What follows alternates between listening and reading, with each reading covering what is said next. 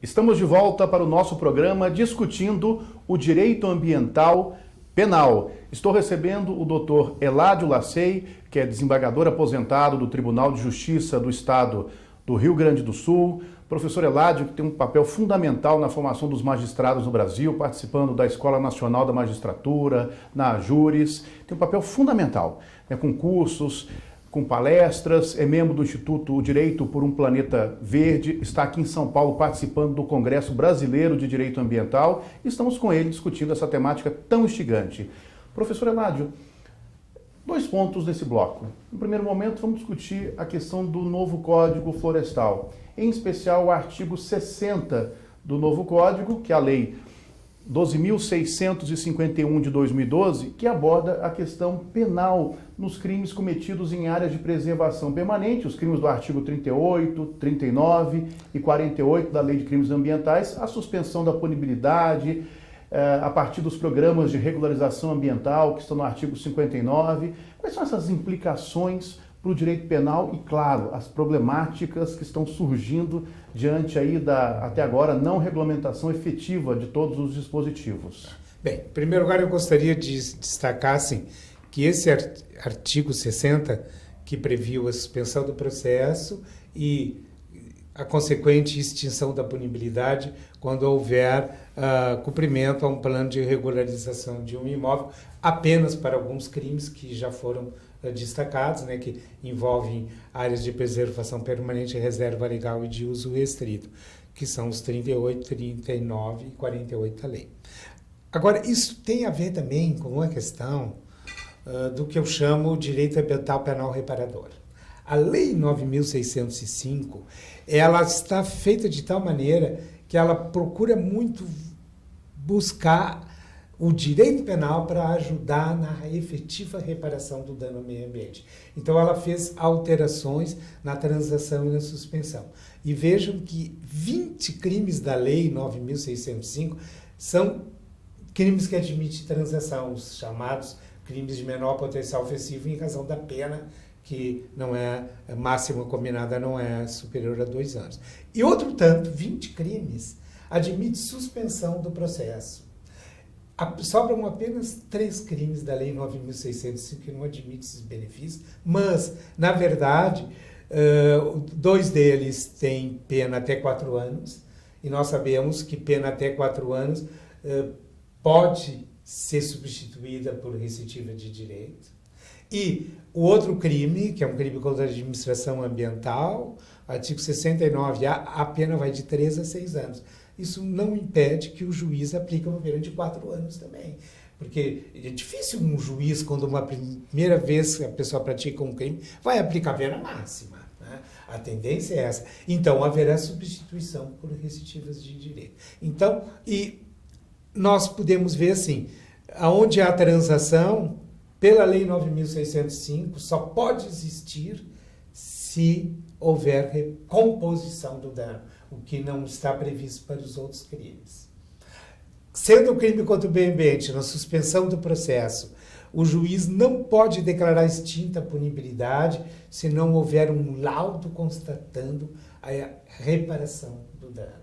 Tanto que a lei determina que, se o perito constata que não reparou, mas precisar mais tempo, vai se prorrogando a suspensão do processo, inclusive com a suspensão também da prescrição da pretensão punitiva. Então, é uma lei que busca a reparação do dano. Na minha ótica, isso é bom. Nós vamos, então, porque eu chamo a Lei dos Crimes contra o Meio Ambiente de a geni do direito penal brasileiro. Existe aquela ópera do malandro que tem um personagem que é a Geni, joga a pedra na Geni, joga a pedra na Geni. Então, a Lei 9.605, ela sofre críticas dos ambientalistas mais ferrenhos, porque as penas são muito baixas, como eu já destaquei. De outro lado, os penalistas tradicionais criticam a lei, porque tem muitos crimes de perigo abstrato, culposos, etc. Então, ela acaba sofrendo pedras de todos os lados. Mas me parece que, na verdade, ela, dando penas baixas, possibilitando transação, exigindo composição do dano para a transação e prova da reparação para a suspensão do processo ter a declaração de extinção da punibilidade, isso vai estar ajudando a reparar o dano ambiental, que nos parece o mais significativo. Então, agora vamos linkar com o Código Florestal. Porque alguns entendem que, se houver composição do dano, não poderia haver intervenção no juízo criminal para qualquer crime ambiental, porque a lei já teria atingido a sua finalidade. Isso tem respeitáveis doutrinadores que assim pensam, e até há alguma divergência na jurisprudência. Mas me parece assim, como nós temos a tríplice esfera de responsabilidade, embora a lei busque a reparação, ela não é só reparadora. O penal tem que ter uma resposta penal, tem que ter uma sanção também. E então, pela tríplice esfera de responsabilidade, mesmo havendo composição do dano, tem que haver, então, a intervenção do direito penal. E agora está provado, porque o Código Florestal, apenas para aqueles 3 crimes, trouxe a possibilidade de extinção da punibilidade com a regularização ambiental. Então, na verdade, nos parece que reforçou o direito ambiental penal como reparador. Agora, o que tem de específico ali? Em primeiro lugar, e aí eu faço uma crítica ao Código Florestal, é apenas para os 3 crimes. E só para APP, reserva legal, e área de uso restrito. Mas, como se fosse apenas esses crimes que pudessem acontecer em APP e reserva legal. E, na verdade, nós temos o crime do artigo 50 da lei, que traz também crime para quem causa dano à vegetação dotada de especial proteção. Então, se não fosse em APP, a floresta cairia aí. Se for, cai no 38. Agora, se for numa vegetação em APP que não é floresta, que o crime é menor, a pena é menor do que o 38, nós não vamos dar o benefício do novo Código Florestal. Nos parece que isso fere também a proporcionalidade que deve nortear o direito penal. Isso é algo que a jurisprudência vai definir ainda. Mas o que existe mais ali de interessante? Então, vamos lá. Foi no artigo 38, foi 39, foi 48, e isso está restrito apenas para os fatos até 22 de julho de 2008. Então, os fatos acontecidos de lá para cá, não haverá esse benefício do novo Código Florestal. Agora, mais ainda, a lei fala em regularização do imóvel. Aí eu pergunto, isso é reparação do dano decorrente daquele desmatamento anterior a 22 de julho de 2008, ou será apenas recuperação? Nós sabemos, né, e você muito bem sabe que é professor de direito ambiental, que reparação é diferente de recuperação, né? A reparação é mais abrangente, tem a perda intercorrente, etc.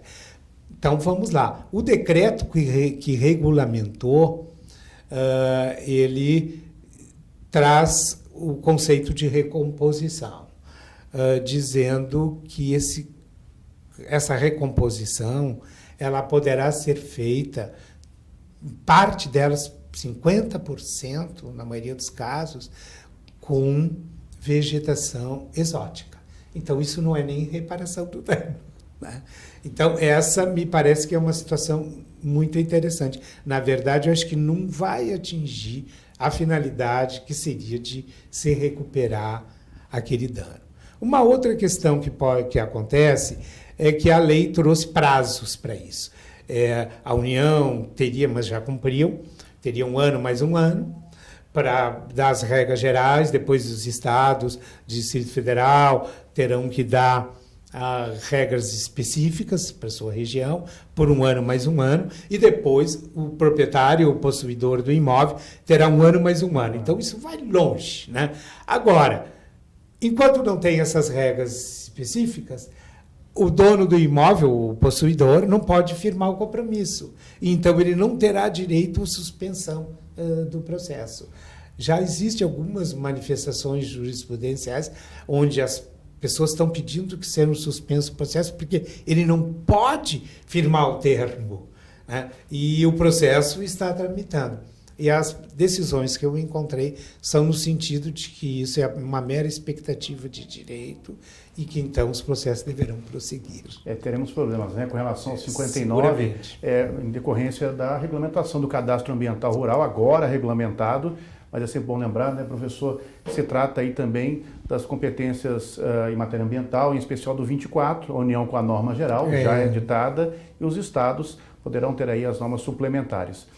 Bom, doutor Eladio, uma outra indagação versa aí sobre a Política Nacional de Resíduos Sólidos, a Lei 12.305 de 2010, em especial aí as convergências entre o direito penal, o direito do consumidor e a Lei da Política Nacional de Resíduos Sólidos. O senhor está aqui em São Paulo participando do Congresso, nesse ano, cujo o objeto é justamente resíduos sólidos. Então, quais são as convergências do direito penal do consumidor com esse importante diploma? É muito interessante. Em primeiro lugar, eu vou procurar ser mais objetivo, porque o tempo também urge.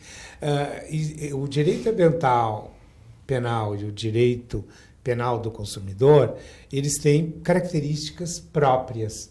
Há uma convergência. Porque os bens jurídicos protegidos são a relação de consumo e o meio ambiente, respectivamente. Muitos pensam que são a saúde, a vida das pessoas que poderão ser reflexamente atingidas por um dano às relações de consumo. Por exemplo, colocar um produto impróprio no mercado de consumo, que já tivemos triste história da talidomida, quantas consequências danosas dali advieram, uma grande poluição que pode atingir a saúde das pessoas, até a vida, né? Mas, na verdade, a primeira característica desses direitos difusos, eu digo que o consumidor e o ambiental são primos e irmãos, né? É justamente a autonomia. O bem protegido é o próprio ambiente, é a própria relação de consumo. Segundo lugar, a supraindividualidade, quer dizer, é uma tutela que traspassa a proteção dos consumidores, das pessoas físicas individualmente consideradas. E no aspecto penal, muitas vezes no civil também, é isso, e na maioria, é a danosidade macrosocial. Quer dizer, os danos, quando ocorrem, não são danos micros, como nos crimes tradicionais do Código Penal, o João agredindo o Pedro na lesão corporal, o João subtraindo bens do Pedro no delito de furto, ou seja, são danos que às vezes podem ser a bens muito relevantes, como a própria vida, mas pontuais, de pessoa a pessoa. A gente chama então de dano micro. E no ambiental e no consumidor, esses danos são macros e pode atingir coletividades que muitas vezes nem se identificam. Então, há essa peculiaridade entre o direito ambiental penal do consumidor e do ambiental, que são semelhanças, praticamente identidades. Agora, o consumidor tem uma diferença ainda, que é a imaterialidade. O bem protegido no direito penal do consumidor é a própria relação de consumo, porque a relação de consumo tem que ser norteada pela boa-fé. No momento em que colocou no mercado de consumo o produto impróprio, expôs à venda apenas, tu já está ferindo a boa-fé. E isso já causou dano. Então, a gente diz assim, os crimes do CDC, os crimes da Lei 8.137, no que trata de relação de consumo, são todos crimes de dano à relação de consumo.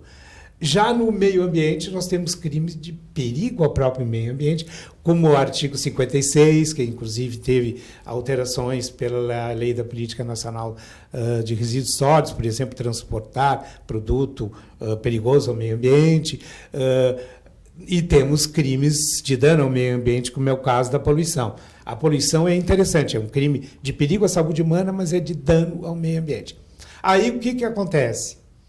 Geralmente, quando há um crime contra o consumidor, por exemplo, deixar de colocar nos invólucros de produtos anúncios sobre a periculosidade daquele produto, e pessoas adquiram aquele produto e sofram doença ou morte, haverá sempre concurso de crimes, porque nós vamos ter dois bens jurídicos atingidos. A relação de consumo, por simplesmente deixar de anunciar aquela periculosidade e os danos à vida ou à saúde das pessoas.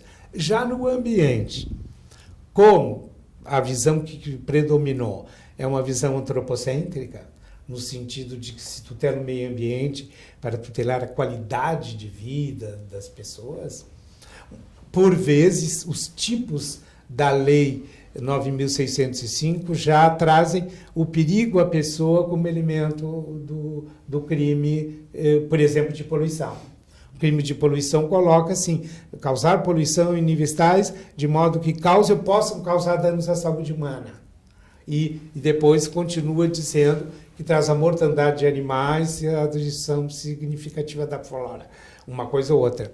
Então, se, por exemplo, alguém polui uma água e já está colocando em perigo as pessoas que podem se banhar ou beber daquela água, isso fica embutido no crime do artigo 54. Não haverá concurso de crimes entre o crime de poluição da lei ambiental e o crime de perigo contra a vida do Código Penal. Tanto que o artigo 58 da lei diz que esse crime do artigo 54, quando houver lesão grave ou morte, é que terá pena aumentada.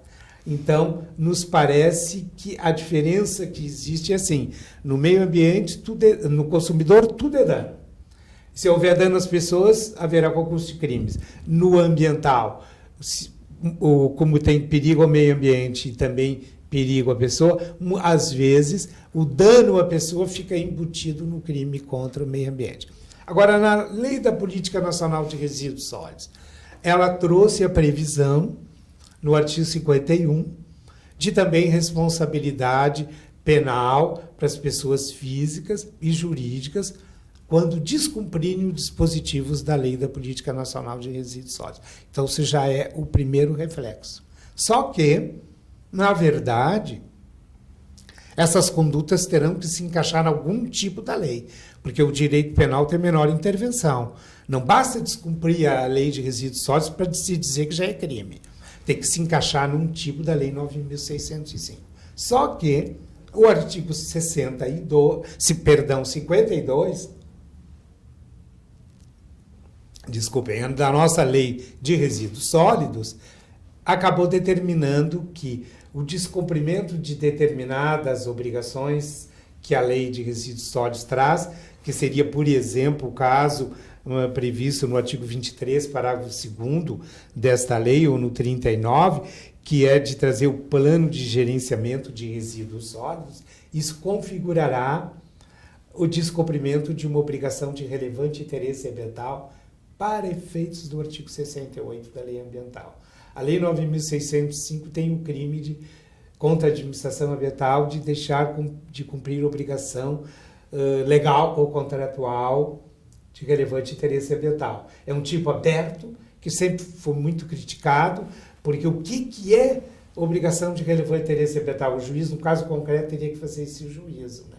Então, muitos criticam porque seria uma abertura demasiada contra o direito penal, que deve ter uma intervenção menor. Aqui já está se fechando nesse aspecto. Deixar de cumprir determinados dispositivos da Lei de Resíduos Sólidos será o crime do artigo 60. Por exemplo, uma empresa, então, que é obrigada, aqueles que estão obrigados a ter o plano de gerenciamento de resíduos sólidos estão elencados no artigo 20 da Lei 12.305 e desdobramentos desses artigos seguintes. Então, professor, uma empresa que obrigatoriamente, mineração, saúde, que tenha que elaborar o plano de gerenciamento de resíduos sólidos, não o fazendo, já que a política nacional de resíduos sólidos consigna pessoa física e pessoa jurídica, no artigo 51 dela, está cometendo aí o crime? O crime do artigo 68 já. Deixar de fazer... Simplesmente deixou de cumprir com isso, já vai estar realizando um crime. Isso mostra a importância, então, da elaboração, né, do plano de gerenciamento de resíduos sólidos. Exatamente. Né? E isso pode também depois dar margem a outros crimes da lei ambiental. Se por causa disso causou poluição, aí já poderemos ter 2 crimes também. Ok, que ótimo, então. Bom, doutor Eládio, eu queria agradecer o senhor aí pela exposição fantástica, né, com riqueza de detalhes, argumentativa, fantástico aí para o nosso público aqui, o nosso assinante do portal Atualidade do Direito. Agradecer o senhor por estar conosco aqui nesse programa. Muito obrigado em nome de toda a equipe. Obrigado a vocês por essa oportunidade. Agradeço a você que esteve conosco, um grande abraço e até um próximo programa.